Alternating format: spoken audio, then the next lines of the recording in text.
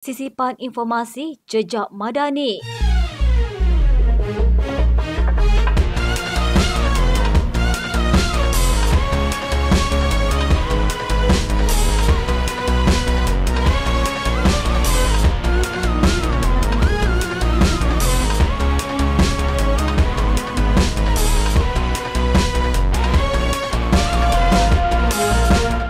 Perdana Menteri Datuk Seri Anwar Ibrahim mengumumkan peruntukan sebanyak 4.61 juta ringgit bagi bantuan sekolah agama rakyat negeri Pulau Pinang untuk tahun ini dalam usaha memperkukuh institusi pendidikan agama di negeri itu. Beliau berkata peruntukan tersebut meliputi kelas asas Fardu Ain 1.37 juta ringgit, sekolah rendah agama rakyat RM541,740 ringgit dan sekolah menengah agama rakyat RM394,750.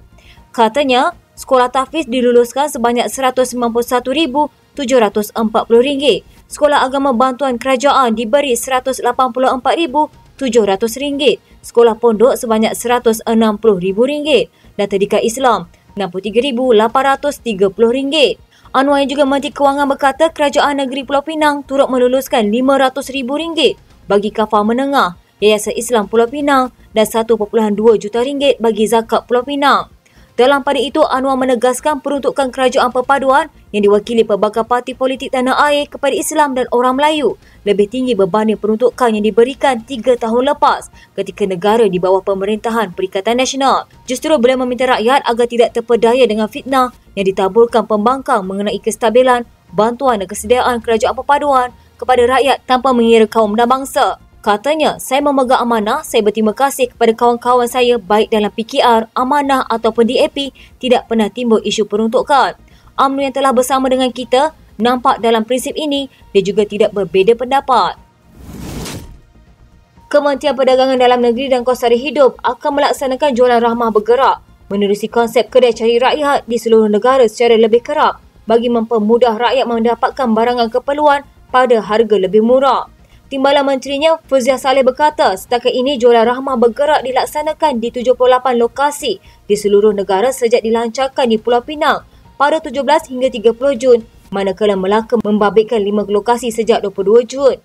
Katanya sebelum ini pelaksanaan jualan rahmah tertumpu di premis peruncitan seperti Pasaraya dan Kedai Runcit, tetapi menerusi jualan rahmah bergerak yang menggunakan konsep kedai cari rakyat.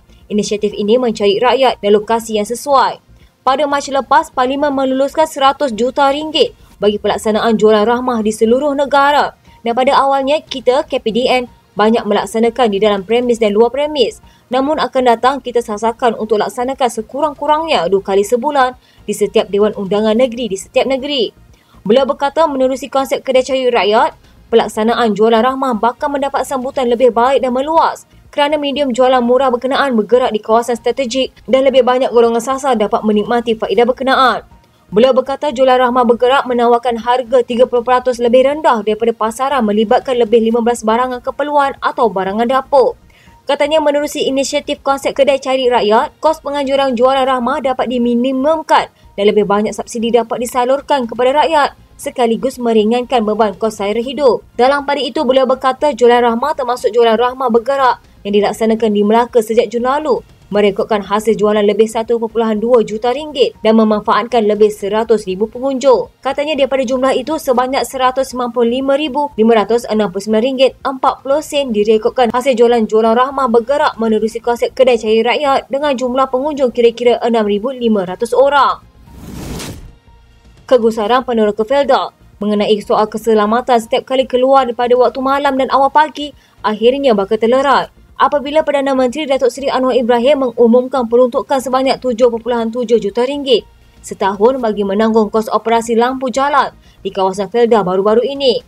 Kebanyakan peneroka mengharapkan dengan peruntukan itu, jalan-jalan gelap dan malap di kawasan Felda akan dilimpahi dengan cahaya sekaligus dapat mengurangkan risiko kemalangan dan memastikan keselamatan penduduk.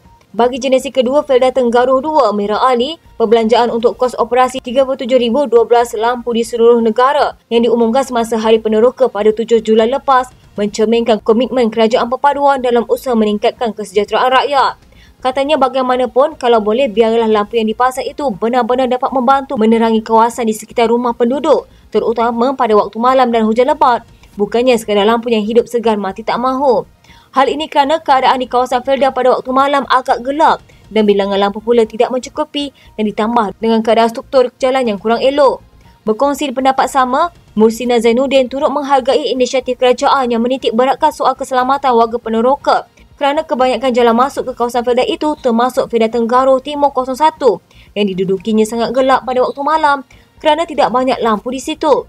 Katanya kita berharap lebih banyak lampu dipasang di kawasan yang kerap berlaku kemalangan pada waktu malam serta di kawasan yang dikenal pasti menjadi tempat haiwan ternakan berkeliaran kerana keadaan itu boleh mengakibatkan kemalangan. Sementara itu, seorang peneroka yang hanya ingin dikenali sebagai Azimi menzahirkan ucapan terima kasih kepada kerajaan dalam memberi kemudahan dan keselesaan kepada masyarakat Felda. Katanya langkah ini amat membantu memudahkan kita untuk melaksanakan pelbagai urusan dan aktiviti pada awal pagi dan waktu malam termasuk berjalan kaki ke masjid selain keluar bekerja. Selain itu, kadar kecurian juga dapat dikurangkan apabila persekitaran cerah diterangi lampu di samping menceriakan suasana pada waktu malam. Menteri Perdagangan Dalam Negeri Datuk Seri Salahuddin berkata, Capital A Berhad melalui cabang perniagaan ASL Superrap hari ini bekerjasama dengan kementerian itu sebagai sokongan terhadap inisiatif Payung Rahmah. Beliau berkata AirAsia akan memperkenalkan 3 inisiatif sebagai sebahagian daripada sokongannya terhadap Payung Rahmah termasuk promosi tambang hanya RM1 bagi AirAsia Ride. Sebagai permulaan, AirAsia menyaut seruan KPDN melalui 4 penawaran seperti berikut dalam tempoh 3 bulan pertama mulai tarikh pelancaran hari ini.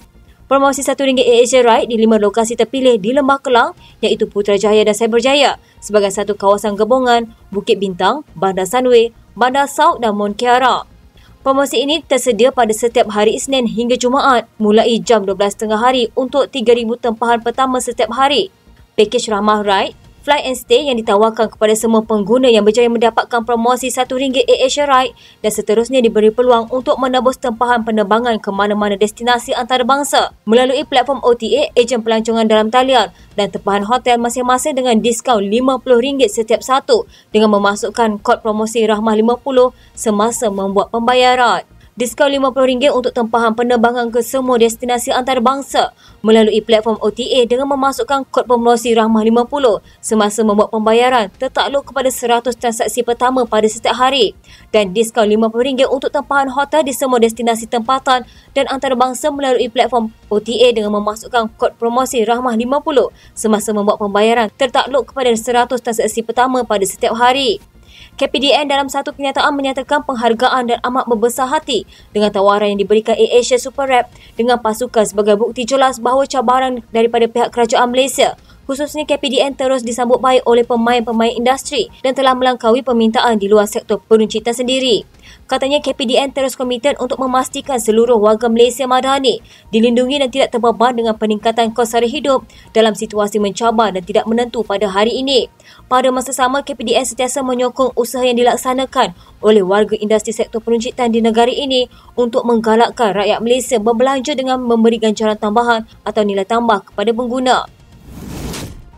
Perdana Menteri Datuk Seri Anwar Ibrahim berkata syarikat automotif China Geely menyatakan komitmen untuk melabur tambahan sebanyak $10 bilion di Malaysia. Beliau berkata pelaburan tambahan itu sebagai komitmen Geely untuk terus membangunkan Tanjung Malim, Perak sebagai kota automobil terbesar di rantau ini.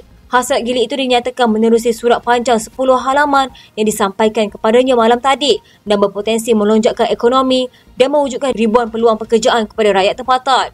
Katanya syarikat Geely yang buat kerjasama dengan Proton, mereka tulis surat kepada saya sepanjang 10 halaman memberitahu mereka nak teruskan rancangan menjadikan Tanjung Malim sebagai kota automobil yang terbesar di rantau ini. Mereka akan mula dengan pelaburan $10 bilion. Maknanya sekitar $40 bilion. Untuk apa? Untuk saya ambil komisen, untuk saya terima hadiah atau untuk jaminan ekonomi kita naik dan ribuan anak-anak kita mendapat kerja.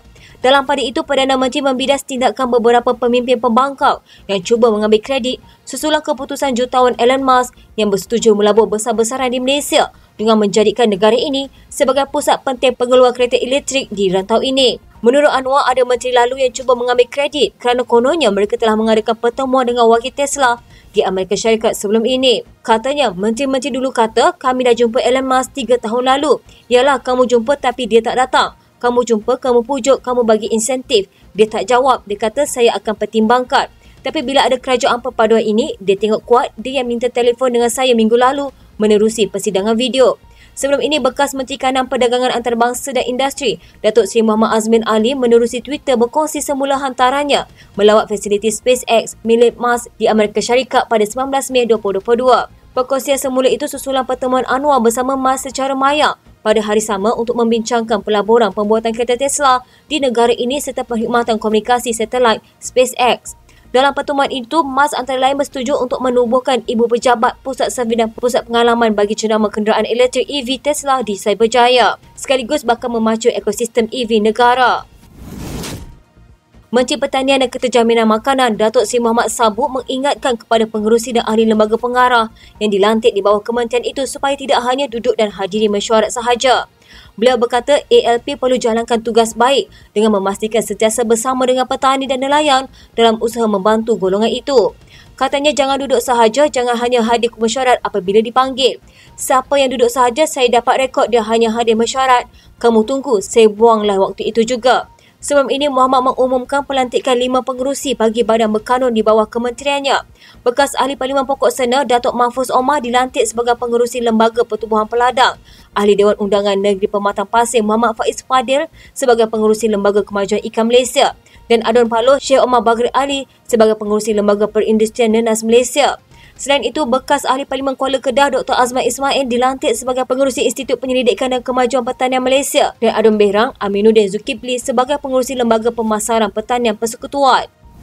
Presiden QPAC Dato' Adnan Mat telah mengemukakan cadangan mengenai gaji minimum penjawat awam bagi lantikan baru ditetapkan pada RM1,800 sebulan kepada Perdana Menteri Datuk Seri Anwar Ibrahim. Beliau berkata perkara itu dimaklumkan kepada Anwar semasa sesi kunjungan hormat beliau ke atas Perdana Menteri di bangunan Putera Perdana Putrajaya. Beliau berkata antara perkara yang dibangkitkan ialah sistem saraan baru untuk penjawat awam memandangkan sistem saraan Malaysia yang sedang diguna pakai telah dilaksanakan sejak 1 November 2002.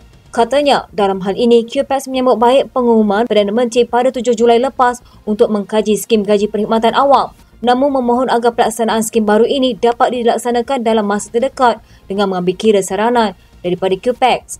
Adnan berkata turut dicadangkan ialah kerajaan meningkatkan kadar kenaikan gaji tahunan dan imbuhan tetap khidmat awam masing-masing sebanyak RM100. Beliau berkata lagi kadar bantuan sara hidup pula QPAC meminta supaya ia dibayar sepenuhnya bagi penjawat awam yang menduduki kuartus kerajaan ketika ini. Mereka dibayar 50% daripada kadar kola yang sepatutnya diterima. Dalam hal melibatkan kuartus kerajaan yang tidak diduduki serta kosong, QPAC mensyaratkan agar kuartus tersebut dipanjangkan penggunaannya kepada agensi perkhidmatan awam lain dan diselir oleh satu agensi khas. Adnan berkata QPAC juga menyentuh perkara berkaitan pembangunan kerjaya dalam perkhidmatan awam seperti memendekkan tempoh kenaikan pangkat secara berasaskan masa, laluan kerjaya sehingga grade DG56 kepada pengutus sekolah menengah dan mewujudkan jawatan warden asrama yang bukan dalam kalangan pendidik. Katanya QPAC yakin kerajaan pimpinan Perdana Menteri sentiasa terbuka kepada setiap pandangan dan cadangan daripada penjawab awam serta QPAC. Timbalan Perdana Menteri Datuk Seri Fadilah Yusof berkata Kerajaan Persekutuan bersetuju mengembalikan semula 55 daripada 224 lot tanah yang diperolehi daripada Kerajaan Sabah dan Sarawak selaras dengan Perjanjian Malaysia 1963. Beliau berkata ia melibatkan 52 lot tanah milik Sarawak dan 3 milik Sabah. Katanya kedua-dua kerajaan negeri berkenaan akan membayar semula kepada Kerajaan Persekutuan jumlah pampasan yang telah dibayar pada harga ketika Kerajaan Persekutuan mengambil alih tanah berkenaan. Katanya banyak lot tanah di Sabah dan Sarawak yang diperolehi Kerajaan Persekutuan namun tidak dibangunkan dan dengan mengembalikan tanah tersebut, kedua-dua negeri terbabit sekurang-kurangnya akan dapat memajukan kawasan tanah itu. Tanah ini tidak lagi digunakan oleh Kerajaan Persekutuan, tapi tanah itu menjadi terbiar bagi sudut keselamatan, kesihatan dan sebagainya, ia perlu diserah balik kepada Kerajaan Negeri Sabah dan Sarawak. Fadilah yang juga Menteri Perdagangan dan Komoditi berkata, setakat ini Sarawak mengemukakan sebanyak 219 lot tanah yang harus dikembalikan semula, manakala Sabah pula 5 lot tanah. Tanpa memperincikan keluasan keseluruhan 55 lot tanah itu, beliau bagaimanapun berkata, pengembalian tanah tersebut meliputi tanah yang tidak dimajukan dalam tempoh 5 tahun.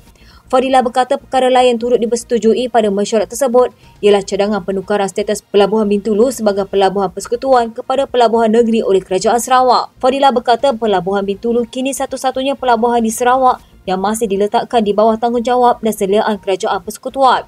Beliau berkata hasil perbincangan jawatankuasa bersama tersebut akan dibawa ke MTPMA 63 dipengerusikan Perdana Menteri Datuk Seri Anwar Ibrahim untuk diputuskan sebelum dibawa ke mesyuarat Kabinet. Bila dah diputuskan, maknanya ia akan dilaksanakan. Fadilah berkata mesyuarat tersebut turut membincangkan cadangan autonomi dari Sabah dan Sarawak berhubung kait dengan bidang kesihatan dan pendidikan. Beliau berkata mesyuarat telah bersetuju supaya satu jawatankuasa khas dibentuk antara Sabah dan Sarawak dan wakil Kementerian Kesihatan dan Kementerian Pendidikan. Menurutnya cadangan tersebut akan diperincikan oleh Armizan dari segi sudut perundangan, pentadbiran dan kewangan sebelum melalui proses penilaian, tindakan, persetujuan dan pelaksanaan. Menteri Pelaburan, Perdagangan dan Industri Tengku Datuk Seri Zafrul Abdul Aziz berkata rakan dagang utama Malaysia dan Vietnam wajar bekerjasama rapat untuk menarik lebih banyak pelaburan di rantau ASEAN. Beliau menekankan bahawa Vietnam adalah rakan dagang keempat terbesar Malaysia dalam kalangan anggota ASEAN dan Vietnam dan Malaysia merupakan rakan dagang ASEAN yang penting. Malaysia adalah pelabur langsung asing ketiga terbesar Vietnam di rantau itu dan masih ada peluang untuk kedua-dua negara meningkatkan kerjasama dalam perdagangan dan pelaburan, khususnya ekspor dan import barangan pertanian dan akuatik. Tengku Zafrul berkata selain pertanian, beliau mencadangkan kedua-dua negara bekerjasama dalam ekonomi hijau dan digital, memandangkan kedua-dua negara membuat pelaburan yang besar dalam sektor berkenaan dan bersedia untuk memasuki pasaran di luar ASEAN. Menurut Tengku Zafrul, kedua-dua negara perlu bekerjasama untuk menjual barangan halal ke pasaran di luar ASEAN. Beliau juga berpendapat bahawa wujud potensi besar untuk perniagaan Vietnam dan Malaysia bekerjasama seperti dalam bidang kosmetik dan penjagaan kesihatan dengan memberi keutamaan kepada bidang makanan dan pertanian. Menurut Tengku Zafrul, Wakil Perbadanan Pembangunan Perdagangan Luar Malaysia dan Lembaga Pembangunan Pelaburan Malaysia juga turut serta dalam lawatan itu. Mereka dijadual mengadakan sesi kerja dengan perniagaan Vietnam yang menyasarkan ekspor ke Malaysia. Menteri Perdagangan Dalam Negeri dan Kos Sara Hidup, Datuk Seri Salahuddin Ayub melancarkan satu lagi inisiatif untuk rakyat iaitu Kasih Sayang Ibu dan Si Manja dengan penyertaan dari 11 jenama barangan bayi. Ia bertujuan untuk membantu ibu bapa yang berhadapan dengan masalah kenaikan harga barangan bayi termasuk susu formula untuk bayi. Melalui pakej Ibu dan Si Manja ini, KPDN dengan kerjasama Pasaraya Maidin menawarkan harga barangan bayi khasnya susu yang mampu dibeli. Salahuddin ketika melancarkan inisiatif ini berharap inflasi akan terkawal di negara ini. Katanya kita berharap komitmen dari syarikat multinasional akan membantu rakyat. Kita berharap inisiatif yang dijalankan oleh Maidin ini akan diikuti oleh pasaraya yang lain.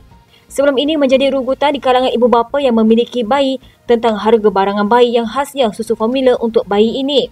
Ekoran itu inisiatif Payung Rahmah yang dilancarkan oleh Salahuddin ini sudah tentu dinanti-nanti oleh ibu bapa.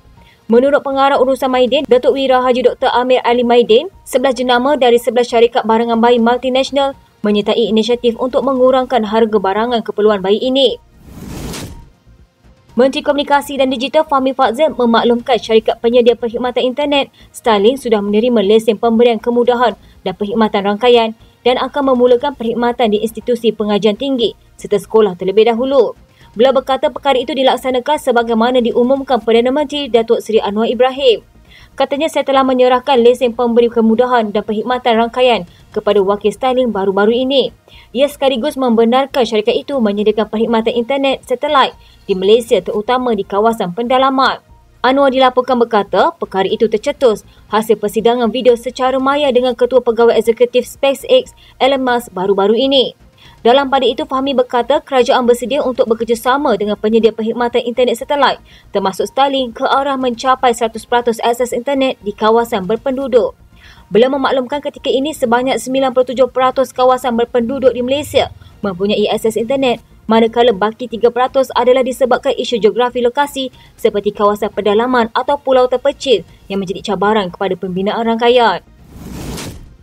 Menteri Pembangunan Wanita, Keluarga dan Masyarakat Datuk Seri Nancy Shukri bercadang mewujudkan program khas bagi memberi latihan khusus kepada penjaga golongan berkeperluan khas dan orang kurang upaya. Beliau berkata program yang dijangka bermula tahun depan itu akan membolehkan penjaga terbabit menjadikan tugas itu sebagai kerjaya dan bukan lagi sekadar sukarela. Katanya negara kita bukan sekadar menuju ke status negara menua tetapi akan turut mempunyai golongan dengan keupayaan berbeza dan ada juga dalam kalangan mereka yang perlukan penjagaan sejak dari kecil. Jadi orang menjaga golongan ini perlu dilatih dan yang sudah mulakan ini adalah sektor swasta manakala kerajaan lebih kepada mereka yang sukarela. Jadi kita perlu naikkan taraf mereka dengan memberikan ilmu dan kemahiran tepat untuk menjaga mereka yang memerlukan. Nancy berkata memandangkan perkara itu memerlukan peruntukan kewangan, maka program khas tersebut akan dibincangkan bersama Menteri Kewangan dan Menteri Ekonomi sebelum dibawa ke Kabinet. Katanya, kita baru mulakan perbincangan sebab ini perlukan peruntukan kewangan dan perancangan terperinci, tetapi ini adalah salah satu kerjaya yang perlu diketengahkan. Beliau berkata institusi sosial yang ada dalam negara akan menjadi agensi utama bagi membantu kementerian memberikan khusus dan latihan tersebut. Katanya tetapi setakat ini ramai pihak yang datang kepada kita, termasuk pihak universiti yang menawarkan kemahiran mereka dan tempat untuk latihan. Rumah Ehsan Kuala Kubu Baru merupakan institusi yang memberi penjagaan, rawatan dan perlindungan kepada warga emas yang uzur, daif dan tidak mempunyai waris serta memerlukan penjagaan jangka panjang dalam persekitaran selesa dan selamat. Taman Sinar Harapan Kuala Kubu Baru pula memberikan penjagaan, perlindungan, pemulihan dan latihan kepada OKU kategori pembelajaran mengikut kemampuan dan kebolehan masing-masing dan diwakilkan sebagai tempat selamat untuk perlindungan khususnya kepada kanak-kanak OKU kategori pembelajaran di bawah Akta Kanak-kanak 2001.